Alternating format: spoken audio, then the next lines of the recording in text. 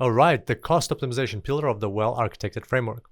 So here's our pillar, and we have certain design principles which we need to know for the exam.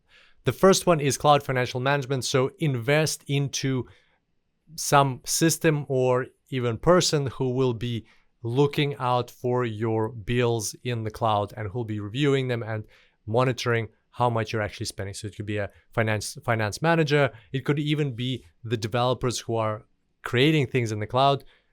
For them having access to the billing of the cloud can help them see how much they're spending. Another one is consumption model. Follow a consumption model. Pay only for the resources that you need. Adjust usage based on business requirements and stop unused resources for increased savings.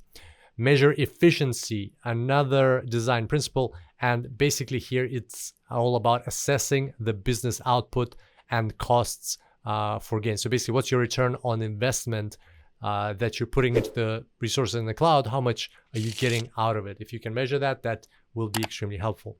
Avoid undifferentiated heavy lifting. So this term was coined by the CTO of Amazon in 2006. Undifferentiated heavy lifting basically refers to all the things that your application needs to do, but doesn't give you a competitive edge in the eyes of your customers. Like, doesn't make a big difference for them. So let Amazon do all the rudimentary stuff that just need to happen and focus your efforts on projects and creating that value add that will indeed serve your customers and help you stand out from your competitors. And the fifth one is analyze and attribute expenditure. So it will be very helpful if you can actually tag your resources or even keep them in separate accounts so you know what is like how much money is being spent on certain things, how much money is being spent on different parts of your infrastructure, so you know where the investments are going and you can better optimize your spending that way.